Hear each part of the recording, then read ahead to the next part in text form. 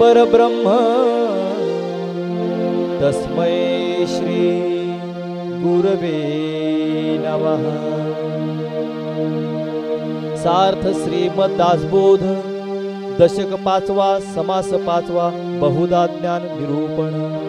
श्रीराम जवते ज्ञान नाही प्रांजळ तव सर्व काही निर्फळ ज्ञानरहित तळमळ जाणार नाही। ज्ञान म्हणता वाटे भरम काय रे बा असेल वर्म म्हणून हा अनुक्रम सांगितलेल आता।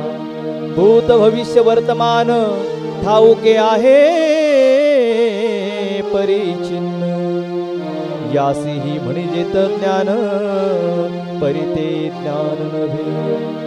बहुत केले विद्या पठण संगीत शास्त्र राग ज्ञान वैदिक शास्त्र वेदाधीन हे ज्ञान नव्हे। नाना व्यवसायाचे ज्ञान नाना दीक्षेचे ज्ञान नाना परीक्षेचे ज्ञान हे ज्ञान नव्हे। पुंडलिक वरदे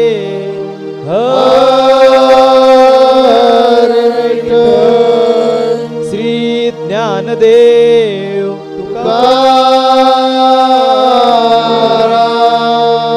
पंढरीनाथ महाराज की जय।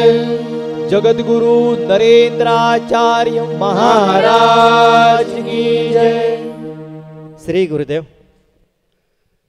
जगद्गुरु माऊलींच्या चरणकमलांना वंदन करून उपस्थित गुरुबंधू आणि गुरुभगिनी या सर्वांना सांप्रदायिक श्री गुरुदेव।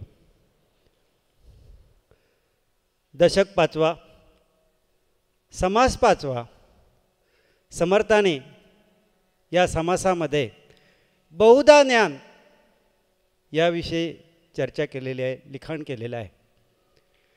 समर्थ पहिल्यांदा म्हणतात या विश्वामध्ये 2 घटक आहेत। विश्व आहे, या विश्वामध्ये 2 घटक आहेत, एक आत्मा आणि दुसरा अनात्मा। आत्मा हा स्वयंप्रकाशित आहे आणि सूक्ष्म आहे। अनात्मा स्थूल आणि परप्रकाशित आहे। पहिलं विश्लेषण त्यांनी केलेलं आहे। अनात्मा स्थूल याचेही त्यांनी 2 प्रकार सांगितले आहेत। दृश्य, दृश्य म्हणजे डोळ्यांनी दिसतं ते। आता झाडं दिसतात, पर्वत दिसतात, नद्या दिसतात, घरं दिसतात, हे दृश्य। जे डोळ्यानं दिसतं ते दृश्य। आणि अदृश्य म्हणजे जे डोळ्याने दिसत नाही पण बुद्धीने आणि मनाने आकलन होतं ते अदृश्य। कधी कधी काही व्यक्ती दृश्य अदृश्य या दोन्ही स्थूलाचा विचार करून सुंदर असं ज्ञान मिळवतात, त्याला सायन्स असं म्हणतात, विज्ञान असं म्हणतात। उदाहरण आपण पाहू। सगळ्यांनी पाहिलं फळं खाली पडताना, सगळ्यांनी फळं पडतायत कुठून? झाडावरून। कुठे पडली? खाली। पण न्यूटनने पाहिलं वरून पाडलेलं फळ खाली येतं. त्यांनी परत ते फळ उचललं आणि वर फेकलं, परत खाली आलं. त्याने दुसरा एक जड वस्तू घेतलं, वर टाकली, परत खाली आली. गुरुत्वाकर्षणाचा त्यांनी सिद्धांत मांडला. शास्त्रज्ञ झाले, शास्त्रज्ञ म्हणून गणले गेले. पण रामदास स्वामी या ठिकाणी म्हणतात ते ज्ञान आहे, ते शास्त्रज्ञ म्हणून सिद्ध पावले, पण हे बहुधा ज्ञान नव्हे, हे आत्मज्ञान नव्हे. प्रत्येक माणसाला स्वस्वरूपाची तळमळ असते. मी कोण, माझा जन्म कशासाठी झाला, आत्मज्ञान मिळण्यासाठी प्रत्येक मनुष्य तडफडत असतो. हे जे आत्मज्ञान आहे ते इथे कुठेही इतरत्र भेटत नाही. त्यासाठी प्रयत्न करायचे असतात, खूप प्रयत्न करायचे असतात. पहिल्यांदा रामदास स्वामी सांगतात, काही जण अशी व्यक्ती असते, भूतकाळ सगळी माहिती असते, भविष्यकाळाची माहिती असते, वर्तमान काळाची माहिती असते. काही जण म्हणतात काय ज्ञानी माणूस आहे हो, त्याला सगळं माहिती आहे. रामदास स्वामी इथे म्हणतात ज्ञानी आहे, पण आत्मज्ञान हे आत्मज्ञान नव्हे. काही जनावरांची परीक्षा करतात, हुबेहूब त्याच्यावरचं सगळं निदानसुद्धा करतात, त्याबद्दल ते तरबज असतात. पण इथेही रामदास स्वामी म्हणतात ते जरी त्यांचं ज्ञान असलं तरी ते आत्मज्ञान नव्हे. अनेक वस्तूंची परीक्षा करणं, काही पाण्याचं देखील अचूक सांगतात पाणी कुठे आहे, ते त्याच्याबद्दलचे तज्ज्ञ आहेत, पण तेही आत्मज्ञान नव्हे. आत्मज्ञान जर आपणाला मिळवायचं असेल तर योग्य अशा गुरूंकडे गेलं पाहिजे. तिथे तुम्हाला एक दृष्टांत देतो. सदानंद नावच किती सुंदर, सदानंद, सदैव आनंद. मिळेल ते पुस्तक वाचायचा. हे म्हटलं फाड म्हणजे फाड तसं नव्हे, सगळं वाचून काढणं त्याचा धंदाच होता. सगळे काय वेद वगैरे सगळी ग्रंथ जेवढे होते सगळे त्यांनी तोंडपाठ करून टाकले होते. आणि मग त्याला प्रश्न निर्माण झाला, हे सगळं मी मिळवलं, वाचलं, आत्मसात केलं, म्हणजे ज्ञानी म्हणून जगतो आहे, पण मी कोण आहे याचंच मला अजून उत्तर भेटलेलं नाही. बरेच दिवस त्याचा प्रश्न स्वतःशीच भ्रमण करीत होता. एक दिवस त्याला कोणीतरी सांगितलं, अरे असा दुःखी का होतो, चंचल का होतो, जा दादा महाराजांकडे जा म्हणाले. हा गेला, कोणतरी सांगितलं म्हणून गेला. दादा महाराज आपल्या आश्रमामध्ये गादीवर बसले होते. सिंधुदुर्ग जिल्ह्यातील देवगड या पाटगावचे हे दादा महाराज आहेत. संत शिरोमणी गजानन महाराज, साईबाबा यांचे योग्यतेचे सत्पुरुष होते. दादा महाराजांकडे गेल्यानंतर म्हणाला, महाराज मी आलोय. महाराजांनी म्हणाले, कोण आलास? मी सदानंद. महाराज हसले आणि म्हणाले, आनंद ये म्हणाले आतमध्ये. कशासाठी आलास? महाराज म्हणाले, गुंतागुंत आहे, मनाचा चलबिचल झालेली आहे आणि त्याचं उत्तर मी तुमच्याकडून ऐकण्यासाठी आलो. काय आहे तो प्रश्न? मी कोण आहेत हेच मला माहीत नाही. अरे मग येताना काय आणलंस का? हो म्हणाले, माझ्याकडे एवढी विद्वत्ता आहे, सगळे ग्रंथ, सगळे पुस्तकं, सगळं ज्ञान म्हणाले मी घेऊन आलेलं आहे. ठीक आहे म्हणाले, तुला आत्मज्ञानाची गरज आहे. मी कोण आहे, मग स्वस्वरूपाची ओळख पाहिजे ना. मग मी आज माझं इथून म्हणाले 50 कोसावर कसवणला म्हणाले माझं उद्बोधन आहे, तिथे माझा संत संघ आहे, तिथे तुला यावं लागेल. हो येतो म्हणाले. एक दिवस झालं, तिथे गेला. ते सगळं पाहिल्यानंतर त्याला वाटलं हे निराळं आहे. मी वाचलेलं आणि प्रत्यक्ष पाहतो आहे हे निराळं आहे. बरेच दिवस, एक दिवस गेला, 2 दिवस गेले, 1 महिना गेला, 1 वर्ष गेलं, 2 वर्ष गेलं, अशी बरीच वर्ष गेली. आणि बरीच वर्ष गेल्यानंतर दादा महाराजांनी त्यांच्या मनाचा कायापालट केला आपल्या भक्तिरूपाने. आणि एक दिवस सांगितलं, अरे सदानंद, तुला आनंदच बघायचा होता ना, तू कोण आहेस ते बघायचं आहे ना, बघ माझ्याकडे. आणि सदानंदाने दादा महाराजांच्या नेत्रामध्ये नजर भिडवली आणि त्यांना स्वस्वरूपाची ओळख भेटली. आत्ताचं हे कलियुग आहे. कलियुगाच्या भोवऱ्यामध्ये आपण सापडलेलो आहोत आणि एवढी गुंतागुंत निर्माण झालेली आहे की आपणाला जरासुद्धा फुरसत नाही आहे, जरासुद्धा वेळ नाही आहे. सगळे संत सांगतात, आपली जगद्गुरू माऊली सांगतात, बाबा रे काळ एकदम जवळ येऊन ठेपलेला आहे, कलियुगाचा शेवटचा अंत आहे आणि या मनुष्य देहामध्येच आपणाला आपल्या जीवनाची प्रगती करून घ्यायची आहे. आपणालाच आपल्या स्वस्वरूपाची ओळख करून घ्यायची आहे. आपलं मन परिवर्तन करायचं आहे आणि म्हणूनच जगद्गुरू माऊलीने आपणाला हा संत संघ दर आठवड्याला रविवारी संत संघ दिलेला आहे. घटका जात आहेत, वेळ जात आहे, क्षण जात आहे, म्हणून तिथे आपण एक गजर घेऊ की आपण कसं एक दिवस मागे टाकतोय आणि एक दिवस त्याच्याजवळ जातो. त्याच्याजवळ म्हणजे आयुष्य संपण्याच्या जवळ कसे जातो ते आपण एका अभंगातून पाहू.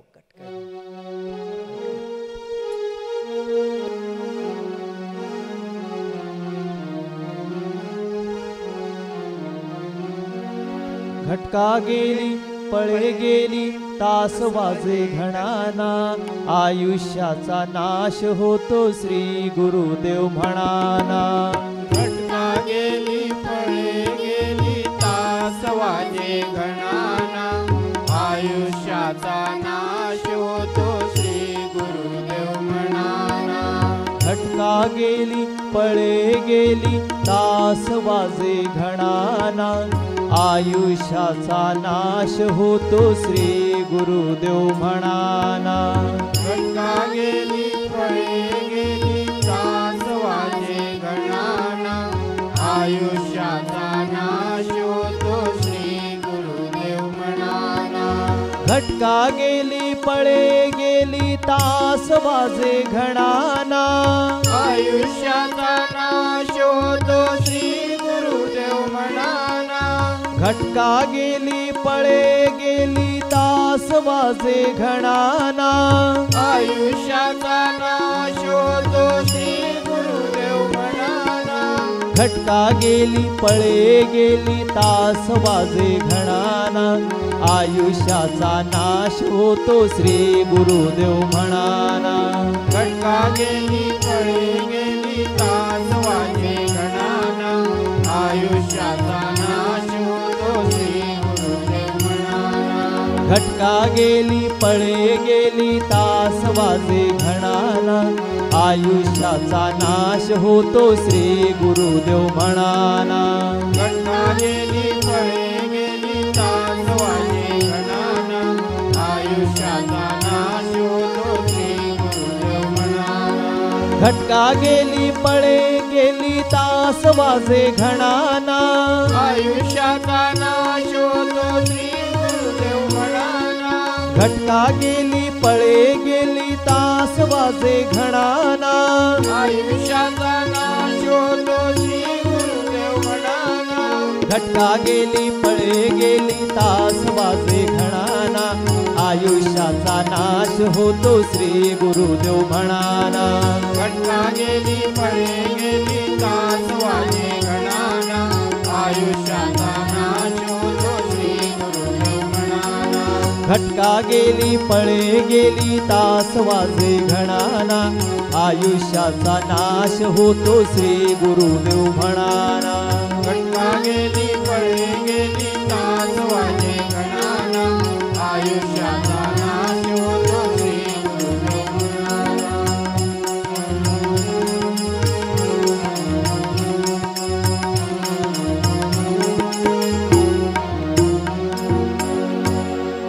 माझ्या बंधू आणि भगिनीनो, प्रत्येक मनुष्याचा एक दिवस ज्यावेळी उजाडतो आणि ज्यावेळी तो सूर्य मावळतो त्यावेळी आयुष्याचा एक दिवस त्याचा कमी होतो. असे दिवस आपले कमी होत चाललेले आहेत.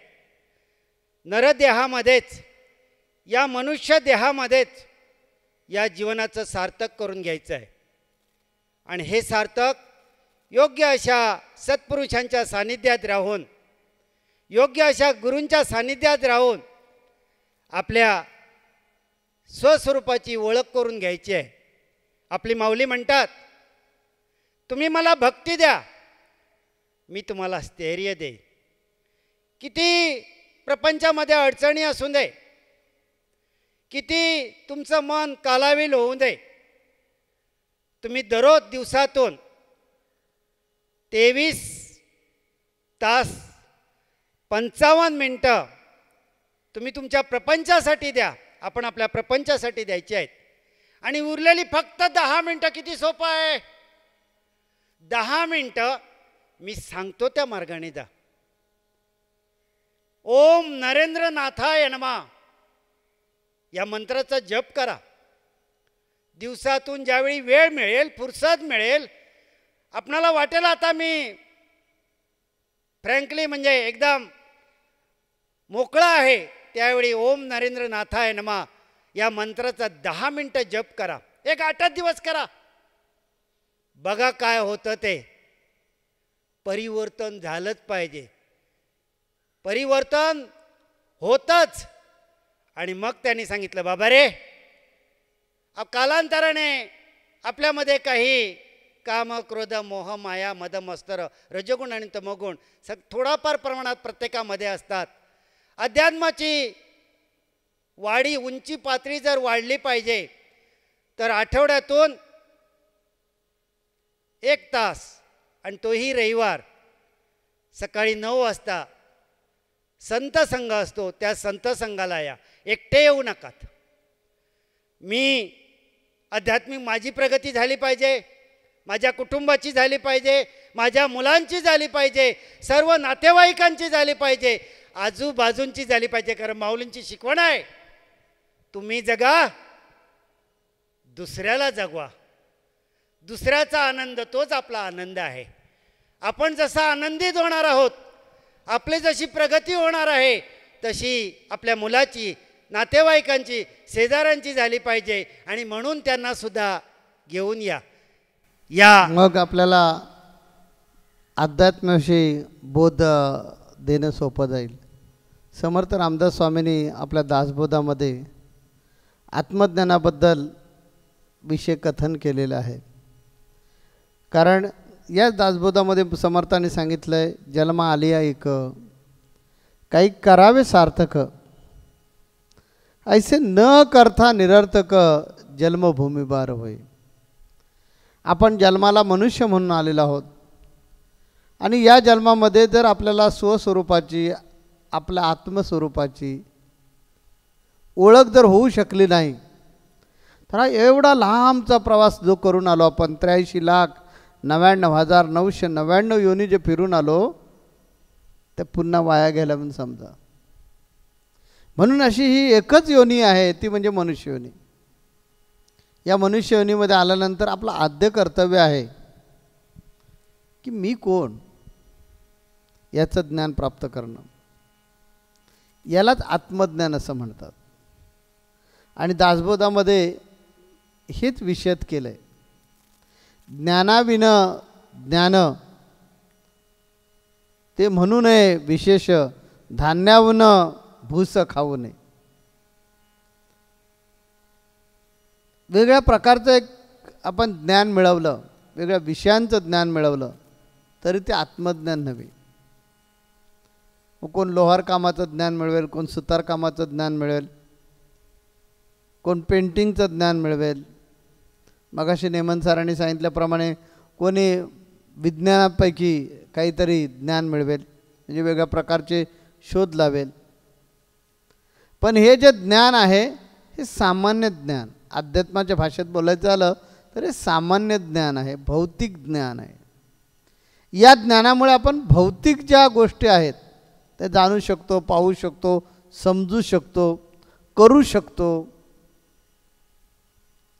परंतु हे विशेष ज्ञान नाही, हे अपरोक्ष ज्ञान नाही, हे स्वरूपाचं ज्ञान नाही, हे आत्मज्ञान नाही. जोपर्यंत आपल्याला आपल्या आत्म्याचं ज्ञान होत नाही तोपर्यंत जीवन वृक्ष आहे. आपण कदाचित सुख मिळवू सुद्धा, पण खऱ्या अर्थानं समाधान असणार नाही. हे समजण्यासाठी एक सुंदरसा दृष्टांत देण्याचा प्रयत्न करतो मी. एका महाराजांकडे एक त्यांचा शिष्य बरेच दिवस राहत असतो. शिष्याची अपेक्षा असते की महाराजांनी आपल्याला आत्मज्ञान द्यावं. आत्मज्ञानी असं ताबडतोब मिळत नसण्यासाठी आपण प्रयत्न करायचा असतो. गुरु त्याला घेऊन जात असतात, गुरु त्याच्यासोबत असतात. गुरूंसोबत त्यानं जात असताना आपल्याला विकार काढून टाकायचे असतात. मग तो भासवायचा की माझ्यातले सगळे विकार गेलेत. पण गुरु ते जाणत असतात ह्याच्यातले खरे विकार गेलेत की नाही गेलेत. कारण हे स्वस्वरूपाचं ज्ञान, अपरोक्ष ज्ञान, ही अनुभूती म्हणजेच आत्मज्ञान हे बाहेर कुठेही नाही आहे. हे आपल्यामध्ये आपण मिळवायचं आहे. त्यासाठी जे काही मध्ये व्यत्यय आणणारे विषय आहेत त्या विषयापासून आपण अलिप्त कसं राहावं हे गुरु शिकवतील. ते विषय आहेत काम, क्रोध, मद, मत्सर, मोह आणि माया. ह्या 6 आयुधानं निर्माण होणारे जे विषय आहेत ते विषय आपल्या जीवनामध्ये वर खाली अमुक तमुक करत असतात. त्यांना कसं आकळायचं, त्यांच्यावर कसा काबू करायचा, त्यांना आपल्या पकडीमध्ये कसं ठेवायचं, आपली विवेक नावाची बुद्धी जागृत करून तिला अंकुश, ह्या सगळ्या गोष्टींवर अंकुश कसा लावायचा याचं मार्गदर्शन गुरु करतात. मग काही जण धूर्त शिष्य असतात, ते भासवतात की मी फार अभ्यासू आहे, मी फार ज्ञानी आहे, मला सगळ्या गोष्टी आत्मसात झालेत वगैरे वगैरे. तसा हा शिष्य भासवत होता. परंतु महाराजांना ठाऊक होतं की हे जोपर्यंत लबाडगिरी जोपर्यंत जात नाही, कारण दासबोधातच समर्थ रामदास स्वामींनी सांगितले, जरी भाव असेल माईक तरी देव होय महाठक. तुम्ही लबाड असाल तर गुरु त्याच्यापेक्षा महालबाड आहे. कारण त्याला तुम्ही फसवू शकत नाही, कारण तो संपूर्ण चराचरात आहे. आणि त्यामुळे त्या शिष्याला थोडंसं वैषम्य वाटतं की काय उपयोग आहे, एवढे यांच्याकडे आलो आपण, आपल्याला काही शिकवत नाहीत म्हणून एक दिवशी तो पळून जातो मठातून. प्रवास करत करत, तीर्थयात्रा करत करत एका महाराजांच्या आश्रमात जाऊन पोचतो. त्या महाराजांच्या आश्रमामध्ये राहतो. मला अध्यात्म शिकायचं, मला अमुक शिकायचं, मला तमुक शिकायचं वगैरे सांगतो. आणि त्या महाराजांना ज्या काही सिद्धी प्राप्त असतात त्यातली एक सिद्धी प्राप्त करतो आणि 10-12 वर्ष तिथे राहून 12 वर्ष घालवतो आणि एक सिद्धी प्राप्त करून परत निघतो. त्याच्या मनात असतं पहिल्या महाराजांना मी दाखवणार म्हणजे दाखवणार.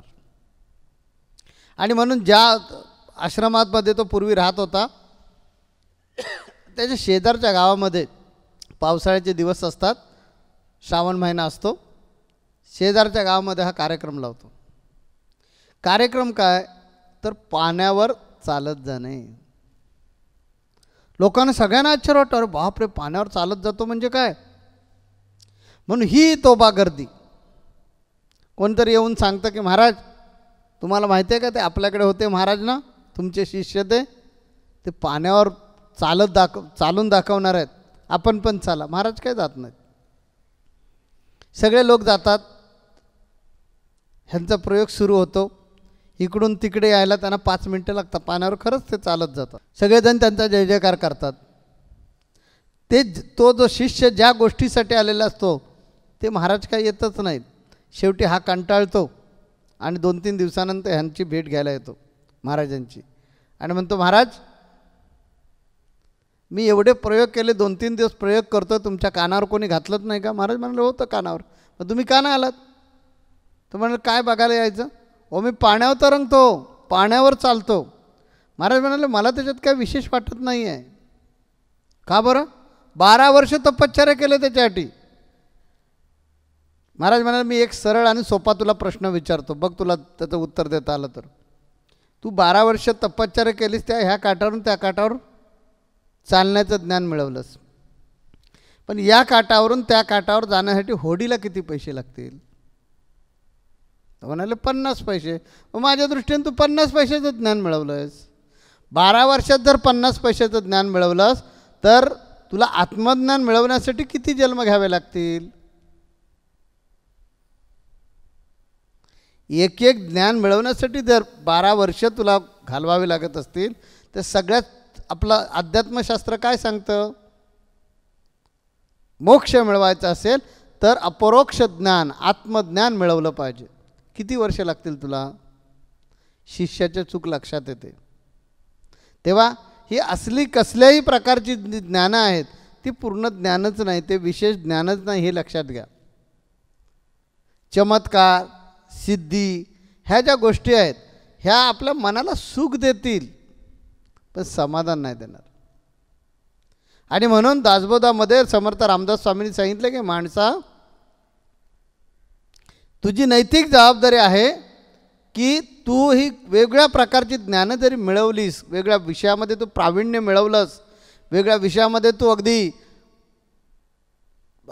तज्ज्ञ असलास, त्याच्यात अगदी PhD केलेली असली तरी तुला पूर्ण ज्ञान झालेलं नाही. जोपर्यंत तुला त्या विधात्याचं जन्माला घातलं आहे, तो सृष्टी चालवतो अशा विधात्याचं जोपर्यंत ज्ञान होत नाही तोपर्यंत जीवन यशस्वी होत नाही. हे जीवन यशस्वी व्हायचं असेल तर तू सद्गुरूंना शरण जा आणि सद्गुरूंना शरण जाऊन आपल्यातले काम क्रोध मद मत्सर मोह आणि माया हे विकार काढून टाकण्याचा प्रयत्न कर. ज्यावेळी तू निर्लेप होशील तेव्हा तुला हे बहुमूल्य असं ज्ञान प्राप्त होईल, आत्मज्ञान प्राप्त होईल. कारण हे आत्मज्ञान एवढी सोपी गोष्ट नाही, ती वेदांनासुद्धा नाही कळली. म्हणून आपण आपल्या अभंगामधून ऐकूया ते आणि इथे रजा घेऊया.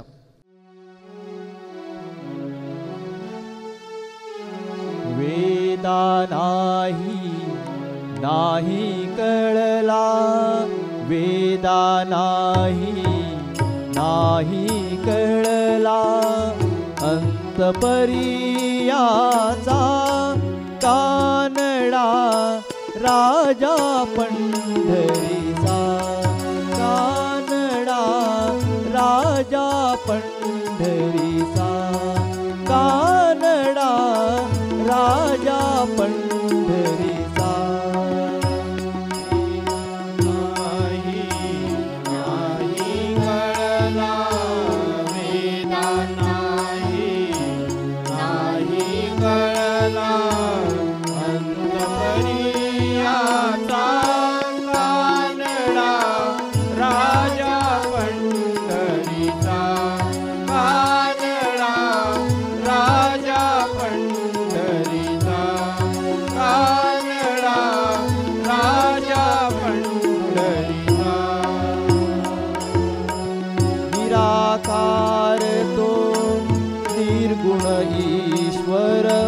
कसा प्रगटला असा विटेवर, निराकार तो निर्गुण ईश्वर, असा प्रगटला असा विटेवर.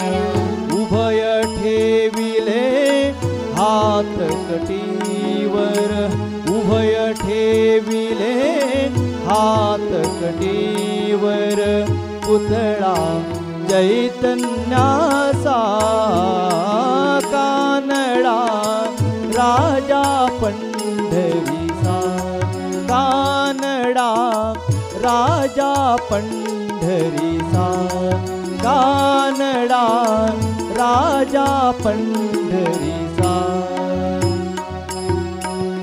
वेदा नाही